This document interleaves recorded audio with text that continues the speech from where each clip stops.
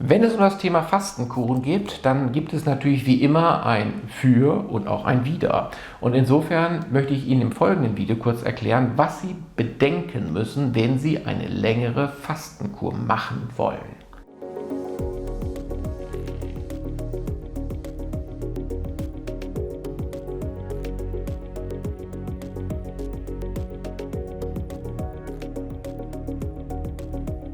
Es wird auch immer wieder mal die Frage nach Fastenkuren gestellt.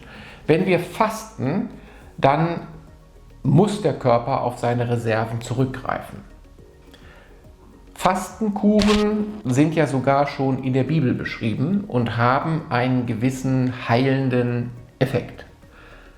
Biochemisch betrachtet sieht man, dass die Reparaturenzyme aktiviert werden und dass der Körper durch die Autophagie, also des sich selbst Aufessens, all die Dinge, wo er sich vorher zugemüllt hat, mal reinigt.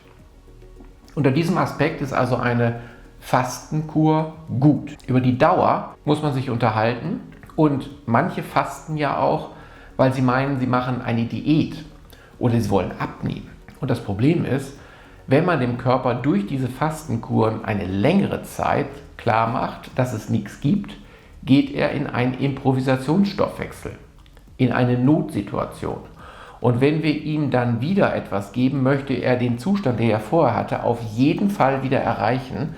Und das, was man unter Jojo-Effekt kennt, kann dazu führen, dass er sagt, oh, besser noch ein bisschen mehr. Es könnte ja sein, dass wir noch einmal eine solche Krisensituation erleben.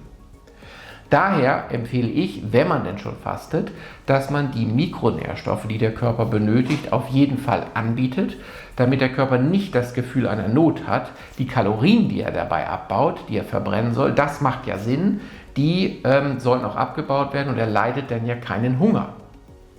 Zusätzlich ist es auch wichtig zu bedenken, dass wenn ich faste, ich auch die eingelagerten Gifte in meinen Depots mobilisiere. Betrachten Sie zum Beispiel das Beispiel mit dem Blankaal. Wenn der Blankaal zum Silberaal wird, dann ist das der Zeitpunkt, wo er geschlechtsreif wird. Der hat bis dahin viel gefressen und zu diesem Zeitpunkt geht er in die Fastenkur. Er stellt einfach das Fressen ein. Er baut aber seine Geschlechtsorgane und er bildet auch seine Eier aus.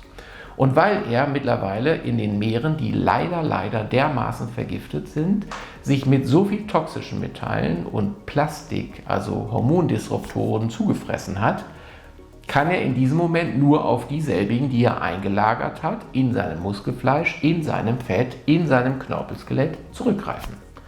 Und das ist so viel, dass sich diese Geschlechtsorgane nicht mehr richtig ausbilden und die Eier auch nicht und dass der Aal droht, aufgrund dieser Zusammenhänge auszusterben. Es sollte uns zu denken geben, auch wir lagern mit unserem Grundrauschen im Rahmen der Nahrungskette, am Ende der Nahrungskette stehen wir ein und wenn wir fasten, setzen auch wir diese Dinge frei. Und dafür benötigen wir etwas, was diese Entgiftung auch ermöglicht. Und das sollte dann Teil unseres Fastenkonzeptes sein.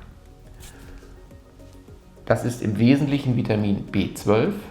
Das sind aber auch Faserstoffe, also kalorienarme Faserstoffe, die Gifte binden können oder andere Substanzen in pharmazeutischer Qualität, die das ebenfalls tun, um wenigstens das, was die Leber in den Darm gibt und was über den enterohepatischen Kreislauf wieder zurückresorbiert werden könnte, davon abgehalten wird. Also Fasten ist gut, Autophagie ist gut, Intervallfasten ist richtig gut, weil man damit eben über einen begrenzten Zeitraum dem Körper sagt, so, jetzt räum mal auf, jetzt nimm mal das, was da ist. Du musst auch mal so ein bisschen das, was wir gegeben haben, auch mal wieder abbauen. Du kannst nicht immer nur noch oben einen draufpacken. Wir können nicht ständig nach dem Essen sein, also postprandial. Dann geht ja der Zucker- und der Insulinspiegel nie irgendwo mal in die Ruhephase. Das ist eine gute Geschichte und da stehe ich voll dahinter.